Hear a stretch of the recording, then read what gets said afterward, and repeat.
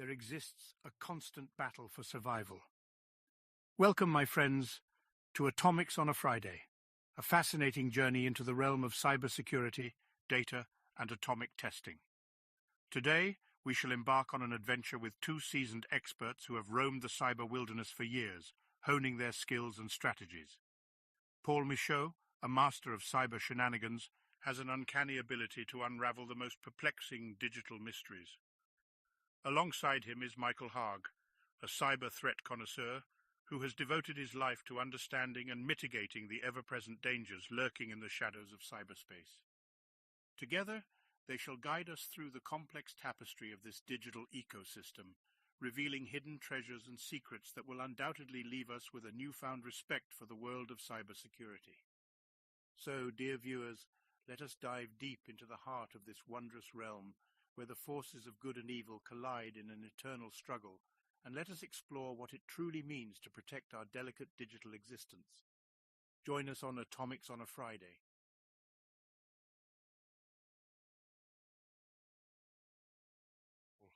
There exists a constant battle for survival. Hey. Whoops. Howdy, howdy. Happy Friday. It is Friday. Lego holiday weekend. Yeah, it is. Is it Tuesday or Monday, the 4th? Tuesday. Tuesday. Some of us are still working on Monday. I believe it's already July. Tomorrow's July. Wow. So That's then, awesome. Wait, next year's a leap year, yeah? I don't know. Because if it is, then that would make next year's 4th of July on a Thursday. But if it's not, it would be a Wednesday. So then do you take the beginning part of the week off or the end part? Or should we just take the whole week off? Yeah, next year is a leap year. So it's on a Thursday? 4th of We July? should probably just still take the whole week off. It is on a Thursday. Man. Nailed it. All right. That was worth it. Lego. Awesome. Got a busy week this week. Yeah, it's been wild. I think the last 2 weeks I think we've been sharing a lot of articles that have been kind of interesting. And then this week, pieces have been, I don't know, just things have been really kind of chiming out. Yeah, a lot of new stuff. Yeah.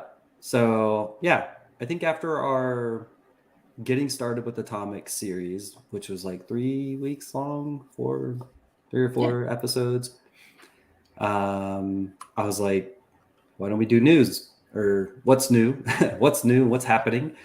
And that led to today, and then led to our slides. So we'll talk about some new things, some cool stuff. We had a nice description from Attenborough to the YouTube video. So if you were reading that and or the tweet, you probably will understand what we're going to dive into today. But yeah, my name is Michael Haag.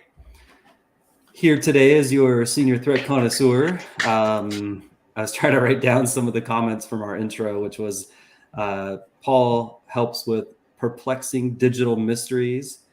And there was a piece about complex tapestry, which I thought was awesome. I don't know where these words come from, but I love them. We can thank Jose for that one. Yeah, I know. I wish I had a surprise today, but he's not here. Oh yeah, I should probably introduce myself. I'm Paul. Yep. I am well, that's an old one. I'm no longer a handler, but a hunter. Oh, but we still do both. Hunter yeah, it's of fine. I don't know. I guess. I don't know. It doesn't matter. Regardless, I'm here to unravel the mysteries of the cyber depths. Or whatever David said for me. I forgot. We appreciate him calling in every Friday when we do this. Mysteries of complexity in the tapestry. I don't even know what that means. What is our tapestry? Is this like fabric, like we're talking cloud and... Did you read the YouTube description or the description for this week's? I don't recall. I thought I did. That's because you posted it on Twitter, yeah? Yeah. Welcome, dear listeners, to another riveting episode of Atomics on a Friday. It's not just a podcast, but a journey, a voyage into the heart of the intriguing and ever-evolving world of cybersecurity. Anyway, Could you imagine if we had to run this like a podcast? yeah. We need a real intern. I think we've talked about this. How do we get those? Who Yeah. wants to come on and learn cyber? Just make sure our slides are actually done versus 7 minutes before the show starts. Hey, it was like done an hour ago. They were ready. An hour is generous. Yeah. It was 30 minutes ago. I'll give you 30. I was still making coffee. Let's True. just say And that. we also forgot to put our message out on Mondays. Actually, we should probably just start doing them bi-weekly, like the next day. But anywho. Yeah, I was going to set up a placeholder, but then I was like, if the placeholder doesn't have a description, can you put the description later? So I haven't put that. But yeah.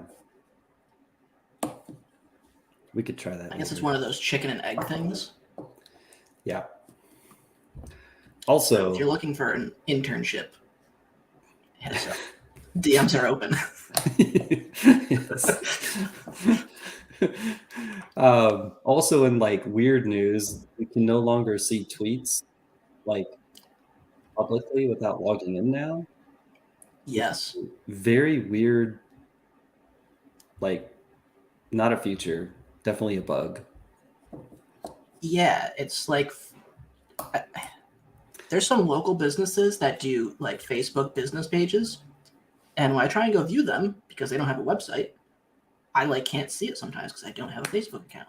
And so now I feel like the similar vein is going to occur with Twitter. Yeah. It's problematic. One of the new things we were going to talk about today was the Azure AADInternals. And I clicked on the tweet to look at it on my VM, which is not logged in to Twitter, and I can't see it. So you get the opportunity to look at a screenshot. I took a screenshot of it. I was like, well, it works. So I was on my computer, logged into a different computer where I couldn't view it. So I took a screenshot of that computer to put on this computer so you could view it. Exactly. So now you get to view it. So it works. So yeah, we'll just dive in. Yeah, there is a lot of APT ahead. I actually think that was something I messaged you. APTs are APTing the other day, or something about APTs and APT. APTs are APT. Anyway, APTs aren't real. It's kind of like birds. Wasn't it about this blog? I thought it was about this blog. It was either some or another one. I don't know. Was it in Slack? Okay. I'll have to go back and look. Yeah. All right. So this was interesting. This came out on June 21st. Is it this month? Yes, this month, a couple days ago, I guess. And it was shared to me. And the first thing that caught my eye was, I mean, there was a lot of cool stuff. So I posted like this cool, like step 1 through 11 thing. But the interesting pieces that got me, and I called out to you, was this whole deal with the adversary using, why don't we just share our screen? I'll just share my screen. I'm like talking over this like slide, which doesn't really help anybody. Oh, I need to, are you able to share? Oh, wait, I need to share anyway. I guess I have to drop and come back because my system settings. I can share. Let me see. But you can't share my VM. Well, no. Do you need your VM? Can you?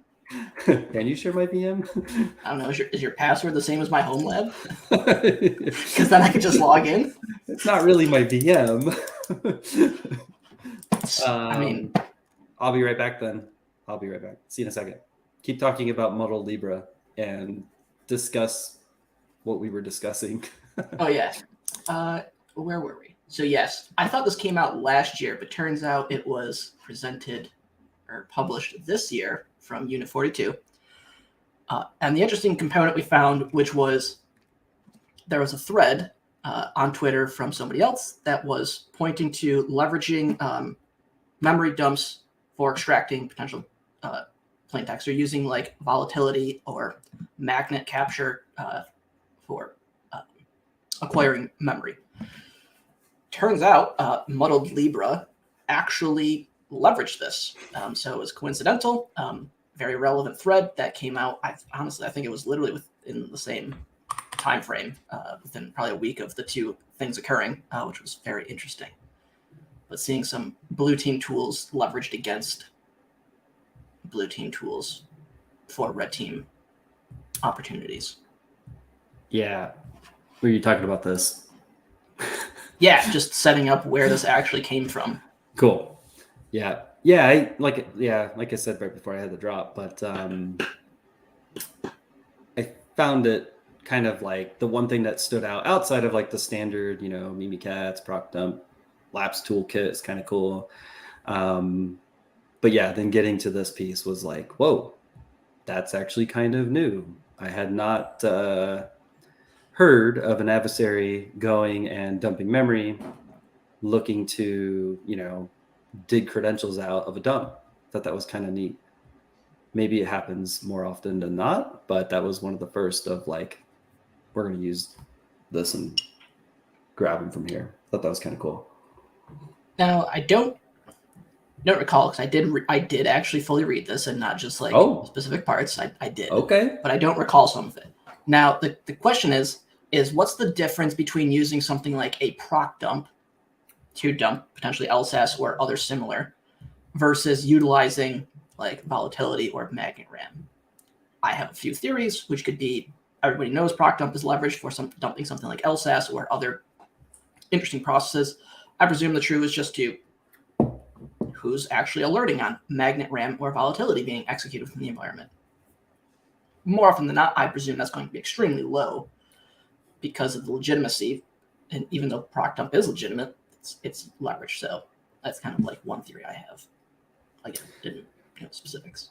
That's for some people. And kind of like the between the lines is this group tends to use multiple tools to dump and get creds, and one of them just so happened to be right here was like using magnet RAM and volatility, which I thought was like, yeah, you got your standard fare-ish. There's a couple that are interesting, but then you got like this whole different bit standing out, which, yeah, you wouldn't normally see. That would be like, that's an interesting like surveyor hunt, throw a bunch of like memory dumping type tools and go and see where they're at. New def file coming to you soon. Yes. The noisy thing that I thought with this particular report, which I don't know if we're going to dig into the whole report, but the noisy pieces that I thought, we do have atomic tests for like Sharpound. I actually think we have one for AD Recon. But just kind of like the standard, like pull in these port scanners, IP scanner things and run those. That was kind of like, yep, get it. This hit Twitter, or was a tweet recently that was deleted by somebody. No. So yeah, I think Subti tweeted about Power CLI like 2 weeks ago, which you won't find. So I could be making it up, which is great. So, but yeah, I thought that was kind of a clever play of this group as well. Attribution is hard. Yeah. Yes. There was this. Yeah. What's his group name? Narwhal. Yeah. Minton Narwhal. Yep. It's been a hot minute. But yeah, so that was kind of neat. That's something, obviously any of these kind of tools, there's all kinds of like Active Directory managing based tools and scripts and apps out there. I would just suspect, just as you're seeing like Manage Engine or Landesk or PDQ, that a lot of these, just as much as we want to use them ourselves as admins of a large environment, these can definitely be abused by adversaries. And we see it time and time again when it's cloud-based or cloud administered and whatnot, that, yeah, you need multi-factor or some set of logging and alerting occurring on these cloud things. And cloud is difficult because it's not, which we touched on last time, which was you're beholden to whatever that provider generates for a log. So if they don't generate them, You don't have them. It's not like Windows where you can have different layers and different complexities of trying to capture activity to utilize for whatever. Cloud is whatever it gives you is what it gives you, if it does give it to you, which makes it more. Yeah, I think even with recent, like the Papercut stuff, Papercut required you to enable debug logging in order to truly get the logs you actually need to detect, actual issues or application log type issues with the app and or anything happening, which I thought was like, it's cool, it's there, but at the same time, not going to help you when you're like in incident mode and you've already lost everything. A good question would be, is there some public compilation of standard log locations for things like Manage Engine, Pulse VPN appliances, where those logs are stored? Because I don't think a lot of orgs are actually collecting those, or even like the Citrix logs, which are can be leveraged and collected, especially when you have to enable some of those for more of the on-prem stuff or the appliance-based things. Or even if you do get the ability to just build your own VM and then install the application. I don't think enough orgs are pulling those off, storing those somewhere. I don't think so. Yeah. And I do know that a lot of those apps, which you probably remember from prior work too, they do have like Active Directory login ability or some kind of single sign-on or something like that, AD or LDAP query. LDAP, and all that. yeah. Yeah, you usually can kind of maybe pick up something from there. But yeah, you're right. A lot of these things, years ago, they didn't have much logging. I'm sure Manage Engine today, after what they've gone through over the years, they probably have something to help at least the security team detect some evil. Sorry. I mean, if you don't have logs, did the attack really happen? No, of course not. It's not there. Never. All right, where were we? Oh yeah. Okay. Muddled Libra. So interesting highlight. Or you read the whole thing. So tell me more. Yeah.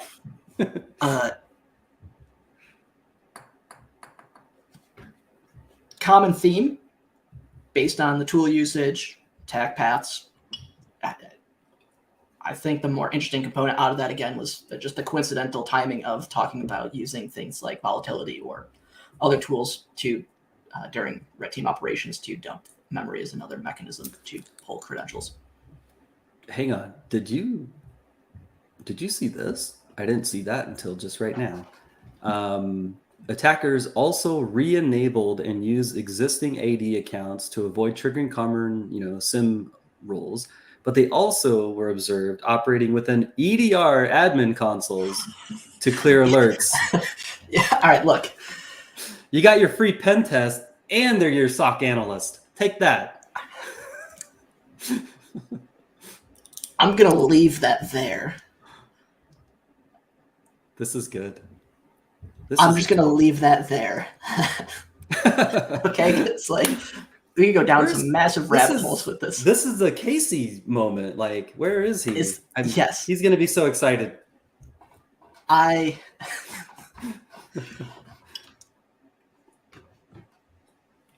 have words to say, but I can't go down this hole. No, it's all good. This is actually that's an interesting. This is cool. I think that is something. Obviously, every org, if you have an enterprise EDR, you got to think about these kind of things. Like, what does happen when an actor gains access to a leaked API key or credentials to the EDR platform, being that a lot of them are cloud-based now. I remember years ago, we barely had decent audit logging for like Carbon Black Response. I don't know about many of the newer ones out there today, or the more popular ones out, but I would hope there's better, especially like IPs and where they came from. That would be probably where I'd start.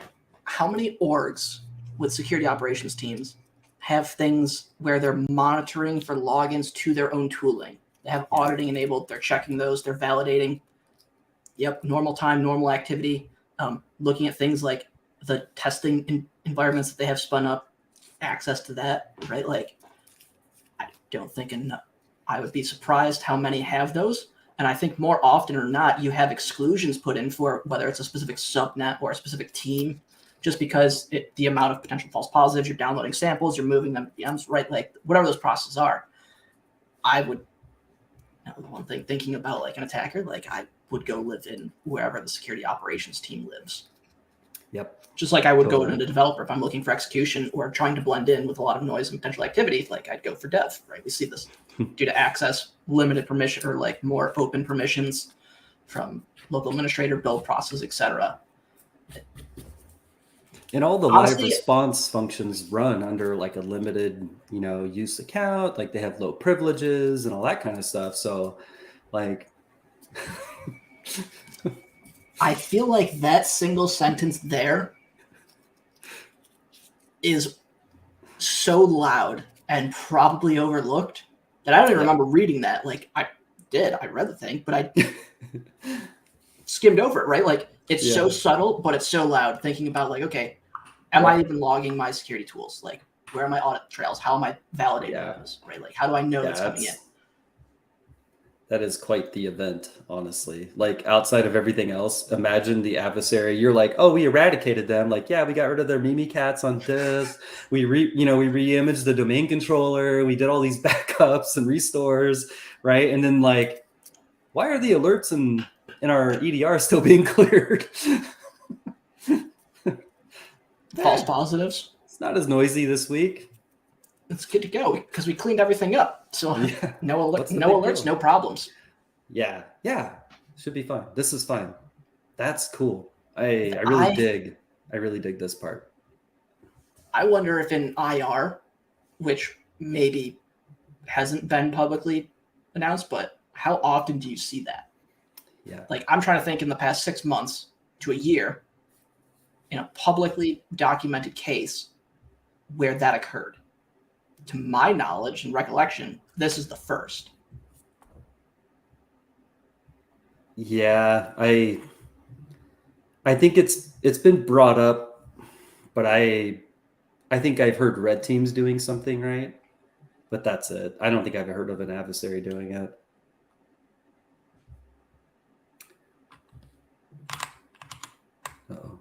Oh, my keyboard. Are red teams now just going to start targeting the EDR console?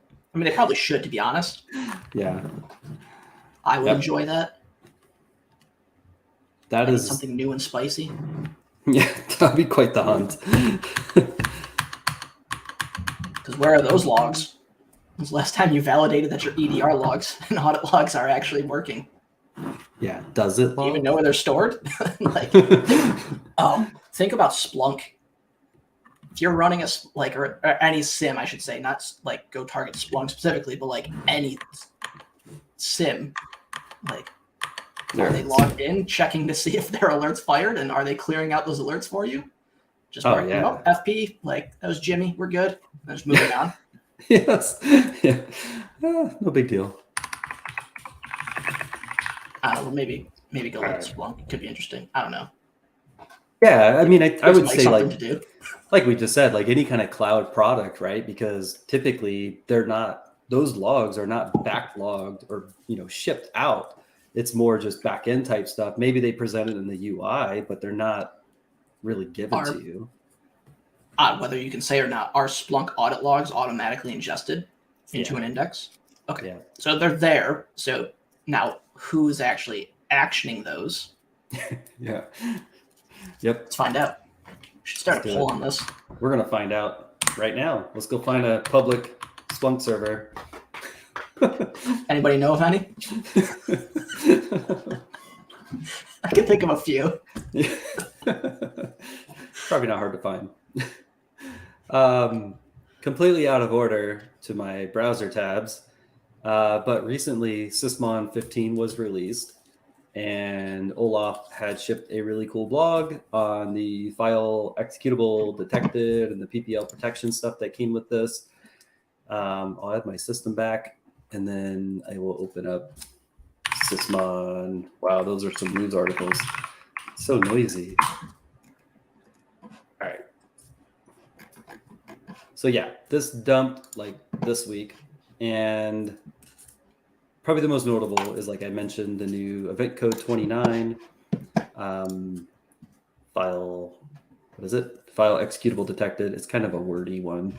I updated my, apparently not on this machine, it's on another machine. I have a hunt naked config, which I updated, and the hunt naked config just collects everything, which is cool if you want to get like all the verbosity of Sysmon. And then also, I think kind of the cool thing of it all was that Olaf also shared an update, which we merged into the load drivers project. And if you go here, we also have now the new files that will generate upon build, which creates brand new Sysmon right here, hashes exe detect. So anytime a load driver is downloaded, it'll generate an event code 29, and that's all based on the hash. And those are all in there. And I think, we broke them up based on vulnerable hashes and malicious, which are the two categories right now that we have in the project. So your vulnerable one's going to be your crazy long one. And then the vulnerable or malicious one will be a little bit shorter. But you could drop those in to your config that you may already have. And then you can now do like inventory, at least based on known. And detect based on that, which is kind of cool. And then, we also have the block with Sysmon in here, file block executable. So you can actually go and use this as well to block the knowns. But that's kind of cool. That was a great ad. What else on that? Oh, I do have a demo on that. Let me have a new thing that just came out. Oh, within the past 2 hours, maybe. I was gonna say 2 minutes. Ali on Twitter mentioned that to avoid event 29, if you wrote, let's say, a .sys file, that it relies on the MZ headers. So if you write the file without the MZ headers, and then once it's on disk, reapply them, you'd still get event ID 11 for file write, but you would miss the hash, which Olaf did account for in, I think, something in one of his parts. He was talking about how event ID 11 does it, but it doesn't give you the hash, unlike the other one. Nice. I apparently have downloaded this multiple times.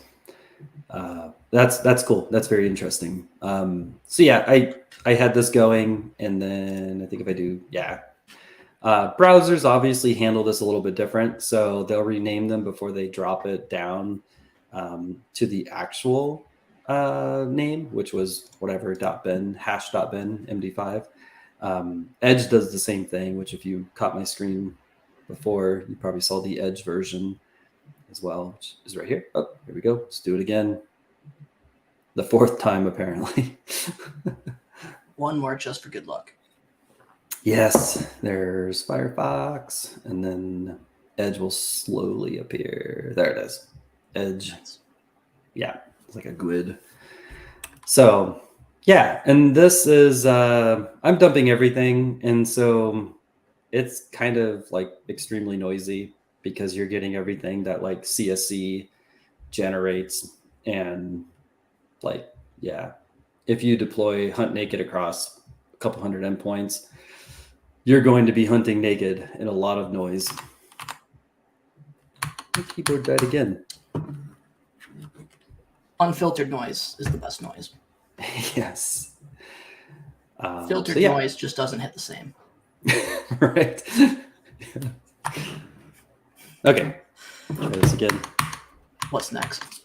Dead cat. Okay. So Sysmon 15, that happened. Oh yeah, AMZ. Ooh, this is cool. This Shout is cool. Out to Zach. Yeah, this was really neat. So where do I start? There's a bunch of blogs on this. I just so happened to pull this screenshot from the Secure Onyx blog. I think these are pretty recent as far as like them being like posted. Let me add my other machine back here. But this is really cool. I had not seen this before. Paul shared it with me this morning. this is related to async rat. This one was March 28th. This is the Sonic Wall blog. Yep. Let me see if I can zoom in. Yeah. Enhance. If you search AMZ, this adversary or this piece of software, malware, hijacks the COM server by making the registry entry. And this COM, or this like GUID piece here, if you Google, hopefully Strontic will be our first. Yep, right here. It was. Yes. This is the class ID for AMZ, which makes you think. First thing I thought when I saw this was, oh, how many more things do we need to go and monitor for here? Because I had no idea that you could do this.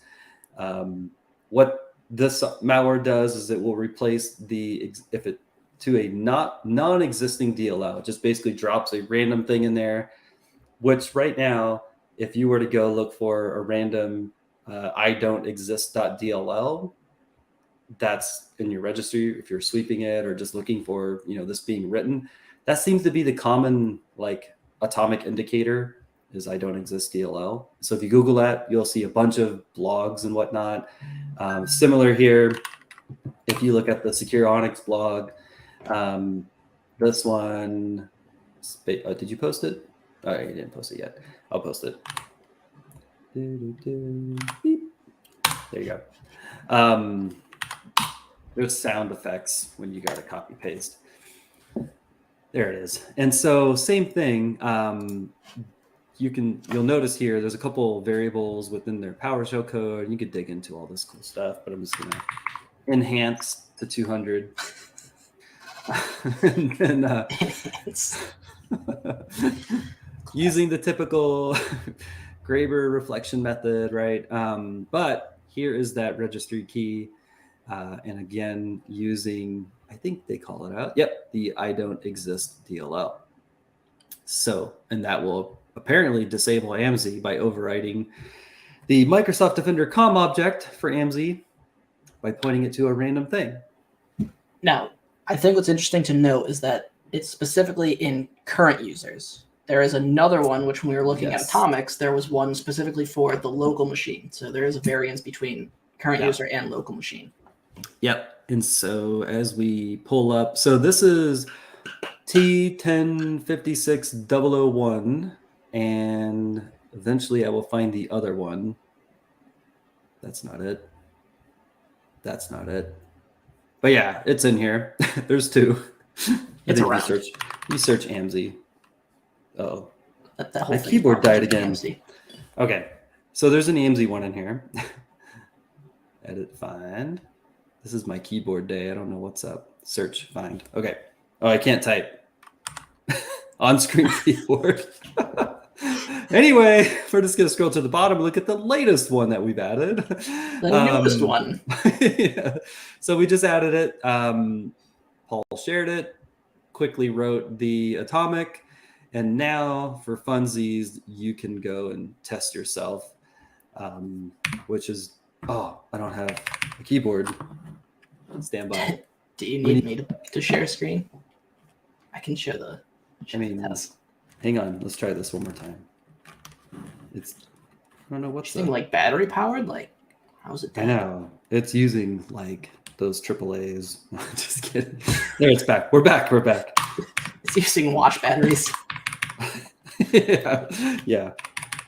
The man. Come on. It's literally if I could just hit the up arrow. It wouldn't be an atomic on Friday without some weird thing not working.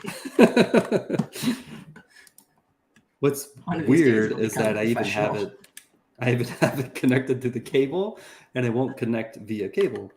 So it's like unplug it from the computer. Have you tried turning it off and back on again? All right, I need backup. You got this one? Yeah, I can. Where's my VMs? Hang on, we're back. Okay, we're back. What was the ET number? 1562. Okay. .001. Uh-oh.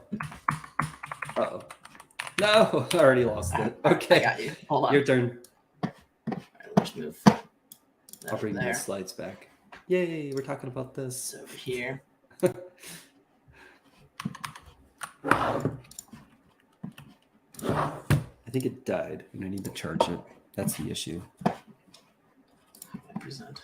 I don't know what I'm doing. Here, I need a backup keyboard. That's my new trick.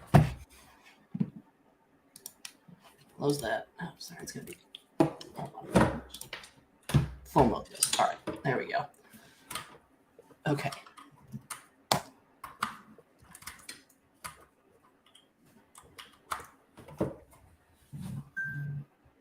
Enhance. Oh yeah, we got this. There you go. Cool. Yep. Okay. Show. Okay, looks good. You can see it. Yep. Show details brief. So. Yeah, there's like 44. I think there's 44 atomics in this one. So, yeah, either do it by Remember, name, use your the GUID. Yep. Always use your GUIDs. Just So that the reason you're not I don't use the struggling. GUID here is because when testing before it is fully merged in, you don't actually get the GUID. So if you ever see like test names, it's because there is no GUID at that point before it is actually merged in. It occurs after. And specifically pulling Mike's branch down to test. But simply all we're going to do is just write a reg key. The DLL doesn't. You could technically string a couple of these together. So you could do one to write the registry key, one to download the DLL, and then or download the DLL, write the registry key, and then call the other test for whatever the technique ID is for run DLL 32, and attempt to execute it. Like you could string 3 of these together to start to emulate more of that activity or those chains. What if we just go do it? Simply just going to go write that registry key to clean it up. You guessed it. Run our favorite cleanup command. And we could go prove this by doing like get path or get item. Wanted to prove that.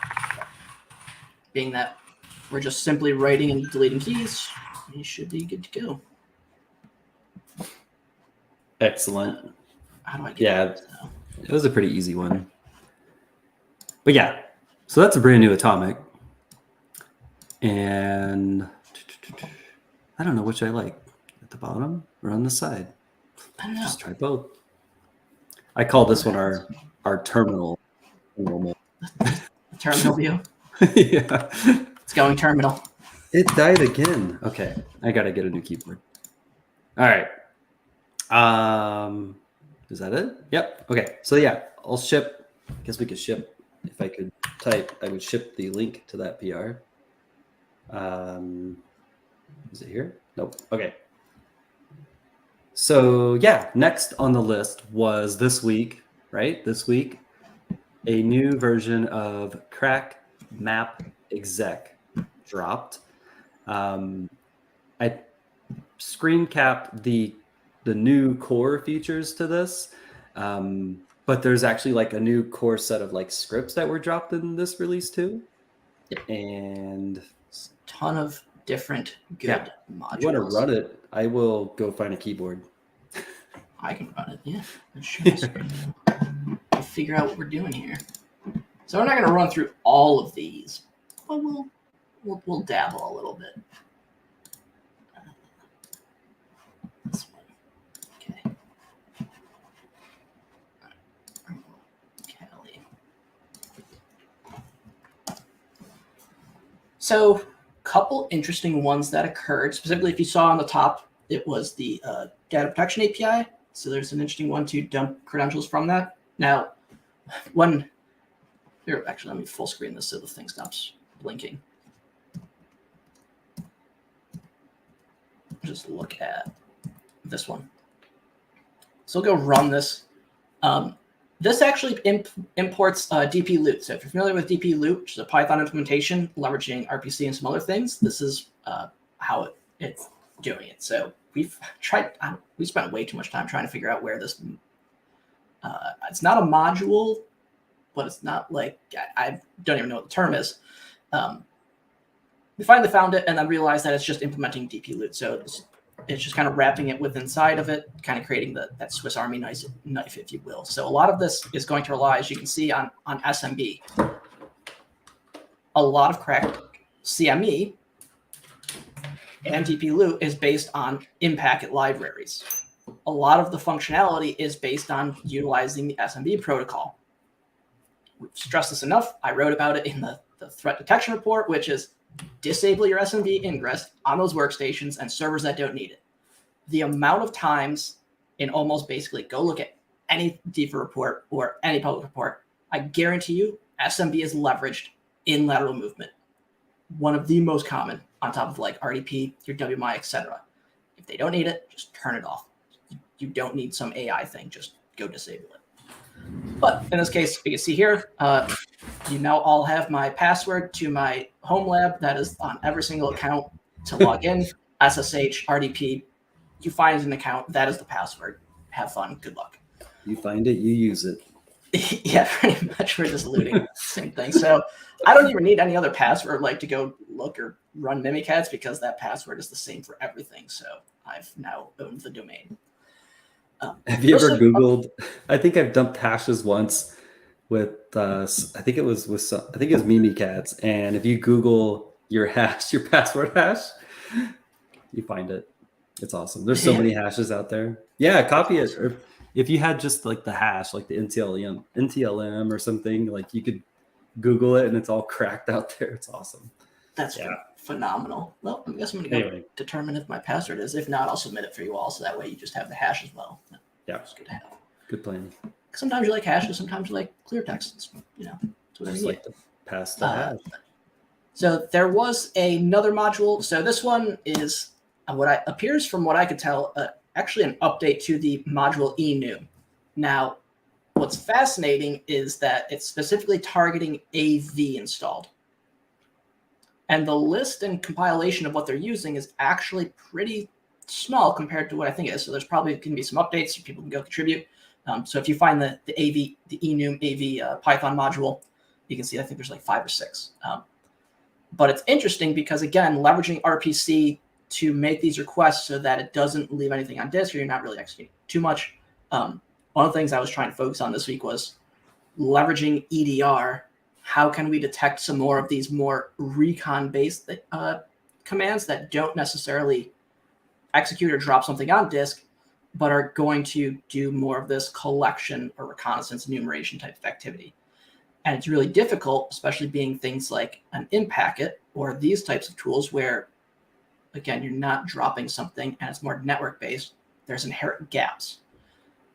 There's one EDR that comes close to being able to leverage RPC to collect some of this information, but the event that is collected is not inherently a smoking gun. So there are some other things that would have to be coupled with it in order to detect it, but a lot of this does go undetected based on EDR. Now, there are some things that occur in like the DP API in which, based on how it executes, some of that actually does leave artifacts on disk because it does things like trying to dump the registry hives. So it's kind of interesting. What was the other one I was asking a question on? It said it was OPSEC safe, but it actually wasn't. Yeah. I remember the NTDS util one that's right. you shared. Let's that go was look pretty... at that one. So if you go read the Python scripts for these, some of them will have a tag that basically says, is this OPSEC safe? If you go look at the template or the model for these modules in CME repository, they go and they tell you like it's OPSEC safe if it doesn't write or drop anything to disk. But in this case, it does because it's using command to execute PowerShell to then call NTDS util to write out the nts.dit file. So it is actually not OPSEC safe. It does stand out like a clown at a funeral, as the kids say. So it is extremely noisy in that aspect. So nothing super like inherent. Like if you have basic EDR will flag on the NTDS util being executed. What other ones do we look at? I don't have that slide of different ones. There's also 3 additions for global managed service accounts, GMSA. So there's 3 different methods to execute those, dumping local teams as well as Veeam, a couple other ones for potential password extraction. Don't have a Veeam server running, so I couldn't test that one. Same with Teams, but those there. I can see like the reason it's not is it's calling PowerShell and it's going to write this, and it will randomize it on the disk, and then it will retrieve it back and it will extract out. So it'll write it, pull it back, save it, and then start to parse out the information. But that one was, if I remember, that was the like it runs it through PowerShell, right? The NTDS. Yeah, so looks like service host, so RPCS service, and then calls CMD to call PowerShell, which then calls NTDS util. I think I sent you that screenshot. Yeah, of the explicit path. Or random. Just Google lineage. Google one of your hashes there. Even if it's like the far right one, the short one. Anyway. Not an important task, but important. It is important. I gotta make sure you all have the hash. If you don't have it, it's gonna be submitted. Should tweet it. I'm gonna give you all CTF today. Crack this hash. All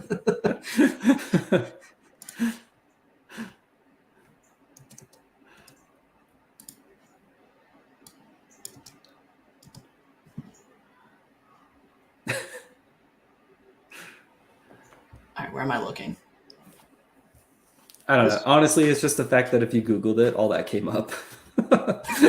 It's just amazing. Top tier. Well, I'll give you all I'll tweet you all the hash later, and you can all just go crack it. Yeah, make it rain. Make it rain hashes. Or some other ones on there. I don't recall. But let's get started. You should read the hash out loud. Just be like 2700 A3B435B5140 Anywho. Yeah. That at least gives you a partial hash. Somebody got that. We're good. It'll be cracked by the end of the show. Now, and the one thing that I've been thinking about, especially not necessarily just targeting CME, but is when you have these tools like the Impacket Suite where you can leverage a lot of direct RPC calls, a lot of that activity is over the wire, and a lot of it you don't see on disk. And one of the things that I think EDR and in general from a detection standpoint is more of those enumeration and reconnaissance commands. Yes, they can be noisy, and yes, they produce, but some of those are dead giveaways for identification of potential activity. If we're only relying on execution or things touching disk, we lose a lot of insight and potential for that, right? Like everything counts from a defender standpoint. You need those opportunities. So figuring out mechanisms, whether it's event logs on the wire, whether it's within EDR, like no matter how abstract it is, like anything that gives us an advantage to detect, hunt, and then respond to gives us that capability. And so in seeing these RPC things, like it just shows that RPC is still prime target for detection. And there's a lot of great resources. The Akamai team does a ton of RPC stuff. You have things from like James Forshaw, Google Project Zero. So Johnny Johnson does a massive amount with RPC, and a lot of people that I'm drawing a blank on, but we're getting there, but there's still a lot of work to be done, especially with potential capabilities from that. So I don't know, something that I've been digging into more is like, how can we leverage it? What are the different data sources? How can we identify this? Especially, again, some of those things where you're not going to touch disk, but it's, again, extracting out, pulling in even just information like this is imperative for a defender to try and to alert on. Yep. Yeah, even just like digging through the source code of a tool like this that's being published. I also like to dig through just like GitHub in general. You might find like other forks of this one where someone actually put back into their fork, and you might find something new in there. But yeah, GitHub is like an awesome resource to go and hunt and find more random things. GitHub is lit. Oh, wasn't there? Yeah, so those are the core features, and then there were new modules again, which we touched on, which are things like Veeam, MSOL, SQL, Yes. local teams dump, and some other ones that unfortunately didn't have opportunity. But I haven't found anything all over the network. If you have Zeek, you can see some of those RPC calls, and if you can string a couple of them together, looking at the flow, LSA R something, opnum 77, 44, and 26 are going to be the sequence for enumerating AV, are the ones that I saw when testing so far. Got it. Yeah. Yeah, so Print the night modules. Yep. Yeah, so RDC Man is going to leverage the DP API functionality from DP, same with the Firefox passwords. So those two and the DP API are leveraging DP. Oops. Deep. Whoa. Deploy, DP Lite, DP Loop, not DP Loop. By. Data protection loop. Oh, I opened up the magnifier. You hit the right thing. Sage. Yeah. Let's close that. Sorry. Print Nightmare. I don't even want to think about that anymore. Just go patch your stuff, disable, just turn off printers. It's a Get rid of them. You don't need them. Printers were a mistake. Yes. Yep. Cool. A lot of good stuff. Yes. Yeah. What's next? Oh, Demo time. Okay. QUIC. Lego. I think we missed something actually. No, we didn't. Yeah, we did. We missed the Azure AD, Oh yeah, that was you. AADInternals. I forgot the blog, but I shared it to you. But this is like obviously a super cool admin utility turned into adversary utility, and it just had a new release on the 29th, which was yesterday, I think. But this yesterday thing here is what's really neat is there was some new stuff. The one that caught my eye was let's see, dumping NT hashes from Azure AD, but it got me thinking about this tool in general and all of like these different functions and things that you can do with it. Amazing. I don't have this ready for a demo. I don't have an Azure environment to like kick this off in and play with. So check this thing out. The reports that I was looking at, and I think I shared with you, Paul, Found it.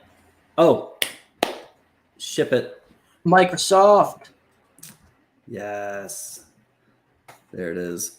So yeah, Mercury. Yeah. This one. I remember this. I was like, why? I had this tab open. I'm like, I don't remember why I had this open. I was like, delete. But yeah, this in particular, outside of everything else that is on this blog, I'll show it here. There we go. Outside of everything in the blog, this stood out. And then I saw the tweet that there was an update, which I would show you the tweet, but we got denied. That's why you have a screenshot. What's up? Even opens in Paint. I love it.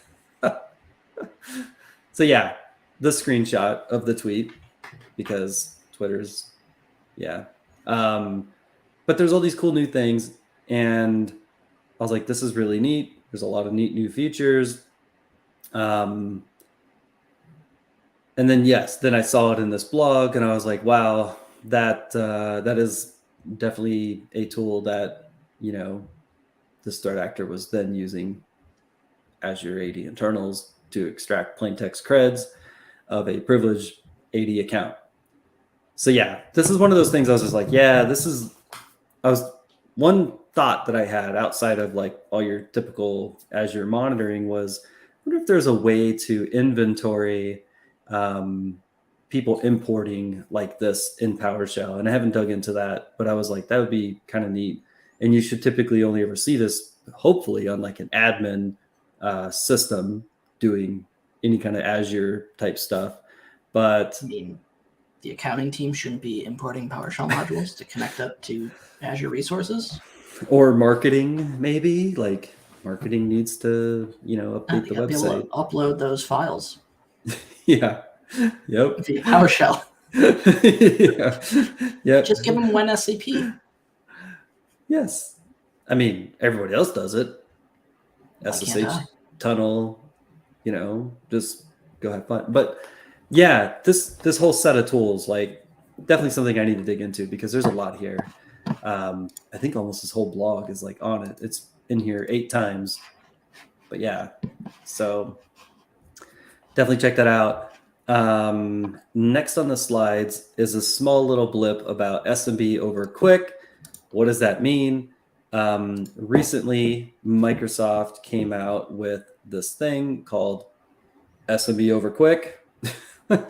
And it goes back, I think, about a year-ish ago with Windows 11.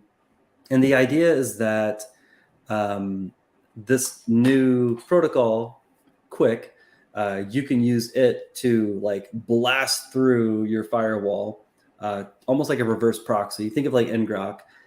The idea is that you can map a drive, and so like you're at home or you're on the road at a customer site or something, and it'll just map a drive back over the internet to your public-facing server 2022 box running on Azure, that file server you're running, and it makes this secure tunnel.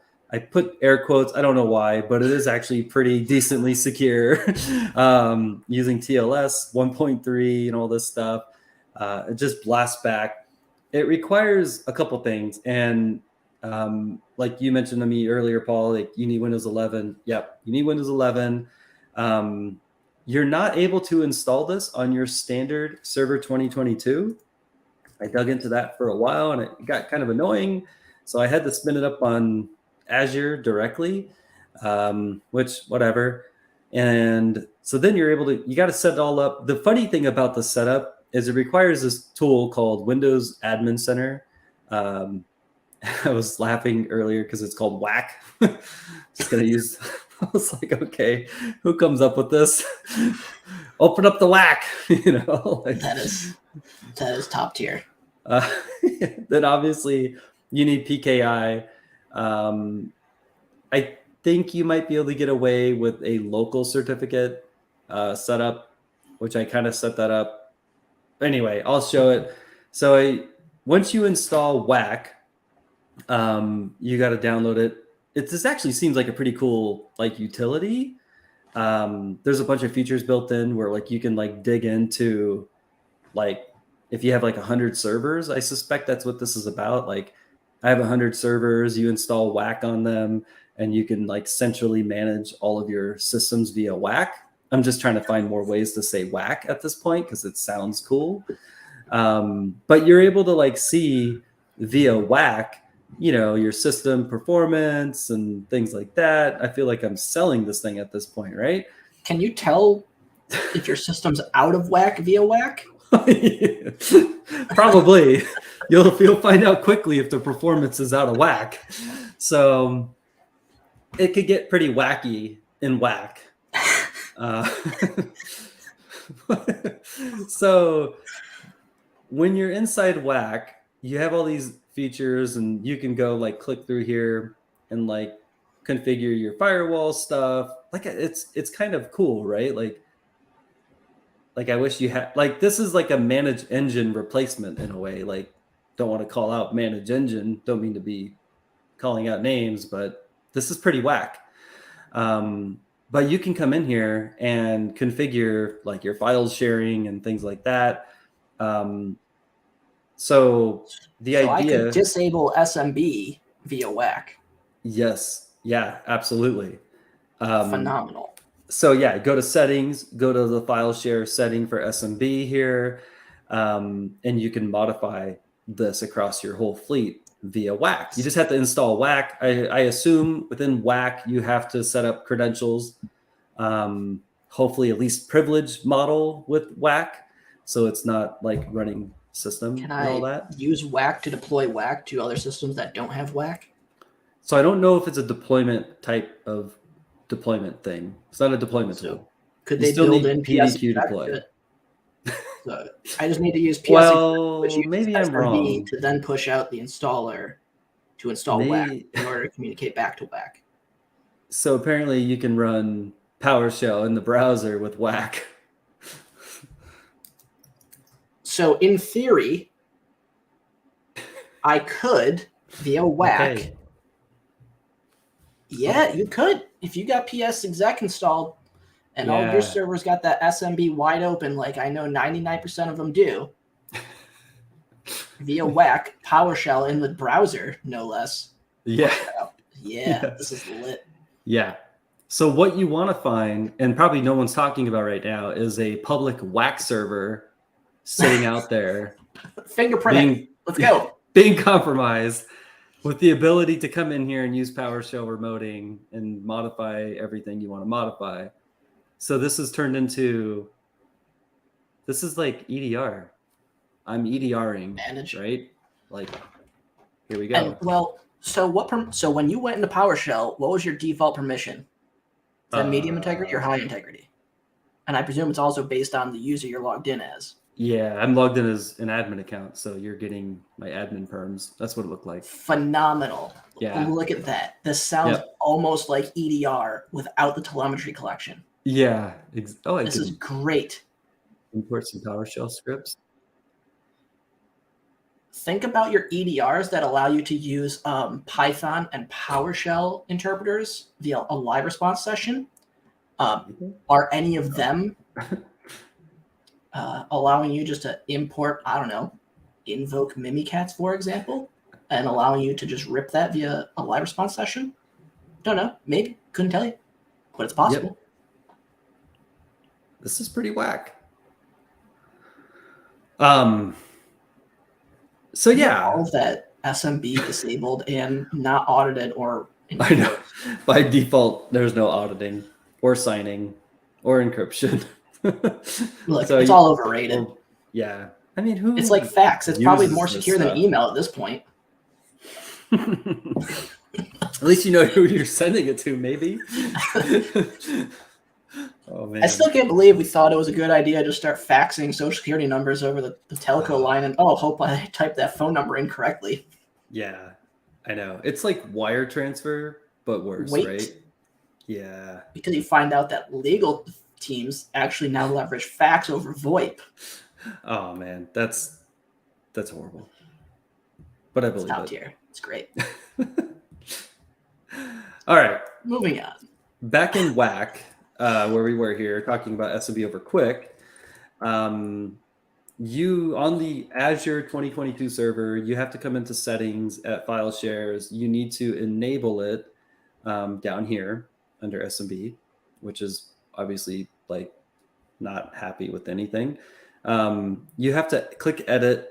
And again, you probably need like true PKI. I just like clicked a bunch of buttons. I have no idea what I'm doing.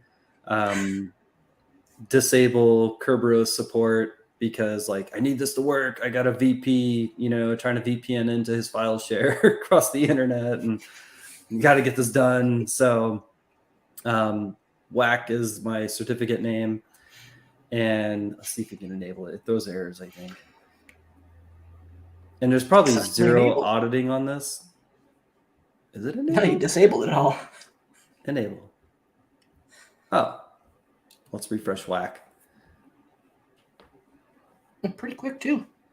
Yeah, it's snappy, right? Like, we need to find this on the internet somewhere. I'm thinking Impacket over QUIC. Oh, it's not healthy. Okay. It's fine. Does it need to be?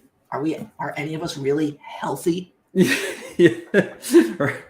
So you mentioned Impacket over QUIC. This took me down the line of finding this cool trusted sec blog from Adam Chester back in 2022, where he called out there's this new SMB over QUIC. And so I was like, hey, this is cool. But he goes into a little bit more details about how this actually works using SMB and all this cool crypto TLS type stuff, etc. But he took it to the next level. Let's implement it in, I think he put it into NTLM Relay X. And I think there's a cool screenshot. Let me zoom, enhance. Here we go. At least my keyboard works, right? There's this little robot over here. Goodbye. Oh, wait. Oh, what can I help you with? I have a question. Sorry. Don't mean to just Okay. Don't be distracted by the robot. Oh, yeah. Tell Honey I said hi. Okay. No, you're at the wrong one. He's at binary defense. Well, you That could is have told so Justin embarrassing. hi. That's true. Let's go back. Sorry.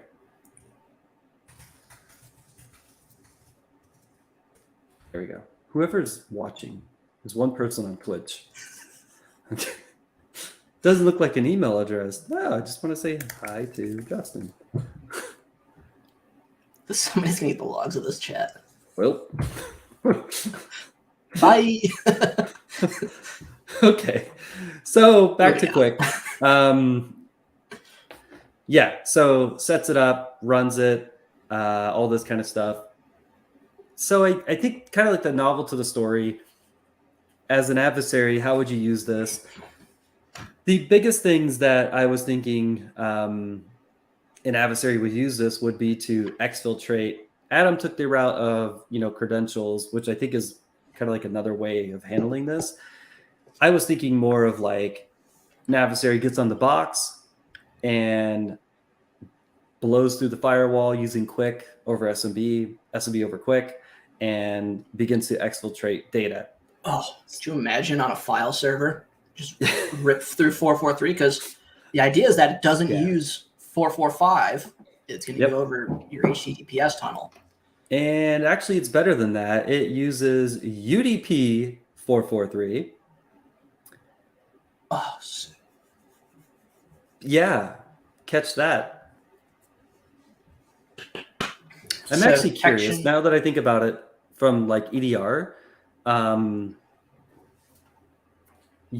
44. I feel like that's one of those ones that gets rolled up to like, or not even see it, right? Like I just don't think this would be something that would be truly seen. All blanket statement, because I haven't seen it in the experience with working with multiple EDR products, is that network from a data, how much data left is not the tool you need or going to use.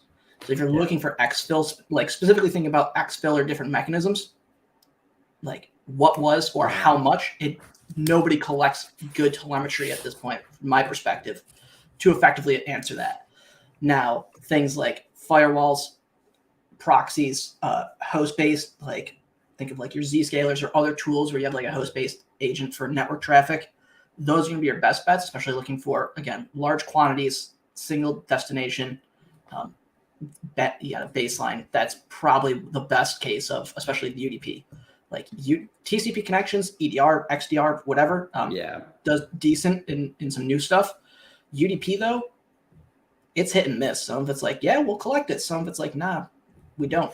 Or, so this is going to be one of those ones that as it takes on more orgs upgrade to 11 or have data center. Now, thankfully, again, at this point, it's specific to Windows 2022 Azure Server Edition.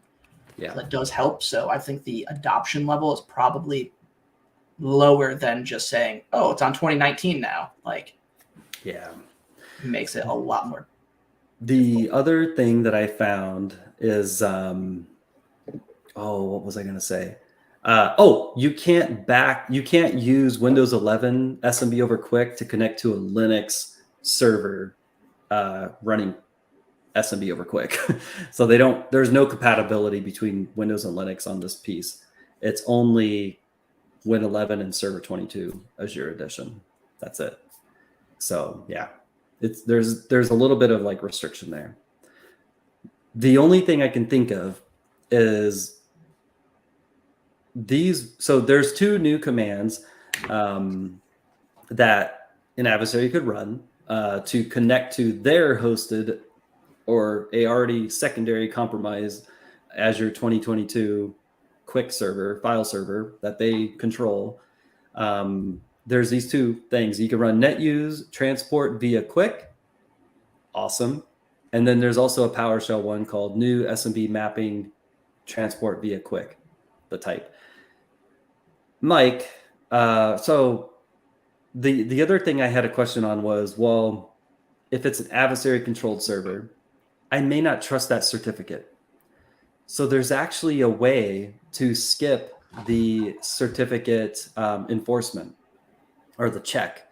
So I wrote 2 atomic tests for this. I can't enhance on this, but I'll try to maybe do view, zoom. There you go. You can enhance. Zoom it. Let's do it again. Zoom in. All right. So hopefully you can see that. 2 tests, one through new SMB mapping and then the other via NetUse. Both you can skip the certificate check. Now, I'm not going to release these atomic tests because it requires 2 completely complex pieces in order to truly work. Even if you just run it, you can get the commands, I guess. Maybe I'll ship it then. What do you think, Paul? Thoughts? Ship it. All right. There's orgs out there using it. Why not? I mean, yeah. The other thing is that it potentially shines more light on the potential of people digging into this and looking for different mechanisms for abuse, but also detection, analytics, etc. Yeah, that's true. All right. Well, we'll ship it. Yeah, so both of them will copy a file over the tunnel if it does actually connect. So again, my idea was let's use this for exfiltration, which would be amazing over UDP. I'm thinking if I'm on-prem and my file server is in cloud, or I have a hybrid workforce, so to use at home, Windows 11, file server is Azure, thinking what's my lateral movement potential to go from this endpoint to potentially that server, and then from there I'm potentially in the cloud environment where I could do potentially more things. So like there's tons of different potential for this. Be interesting to see how this plays out. As again, more things get adopted, this becomes more utilized. Maybe it won't. Maybe it won't take off. Who knows? One could hope. Yes. We haven't solved SMB. Can hope. We haven't solved SMB in general yet. Why do we need more SMB headaches? Yep. Now with more problems and less detection. Yes. But yeah. I hope I covered this decently. I'm just gonna close some things, but nope. But yeah. So there's that, man. I think that's really some pretty cool stuff. I will ship the atomics here in just a minute. Oh yeah. Oh, I have a demo. I mean, I could demo it. It doesn't do much other than fail. It's because nothing works. Yeah. Even if you skip, well, that looks like. There you go. That's fine. It's the same thing, obviously. It's just a jankier PowerShell version looking. And then if you want to run it, ship it. I think the caveat, if you do have Azure 2022 edition, etc., Windows 11, and you're going to test this, my only thing would be just do a prompt for input arguments on your invoke so that you can actually modify like what file you want to send, evil.txt, and then like where they're going to go, like, you know, Bob's atomic testing, atomic life for me. There you go. Oh, again. Anyway. So fast. So yeah. It moves quick. That's whack. Yes. That was whack. Yeah. So I think that's it for today. There was a lot in there. I guess to recap, we talked about async ret disabling AMZ via an interesting, via interesting COM class ID registry hijack with a non-existent DLL. APTs that aren't real. APTs. Yes, that leverage EDR RAM products. capture and volatility to dump memory and steal creds. Which we touched on. Amazing. CME updates. Azure AAD, or the new AAD internals. Yep. Which then led us down the SMB via QUIC to Azure. Yes. And now here we are. The end of the road. Holiday weekend. What vuln will drop today? Yeah, question of the day. What's going to drop? I did ask that. Somebody did comment IBM or something else. Ooh. What was it? What was the it's hot garbage right now. Doesn't load. IBM or Oracle? Which Oh wow. All right. Okay. honestly, it's been a minute since we've had a good Oracle. Maybe a Java. Java would be nice. Like something for TVs. Something that doesn't have any logs. TVs. Yeah. Let's see.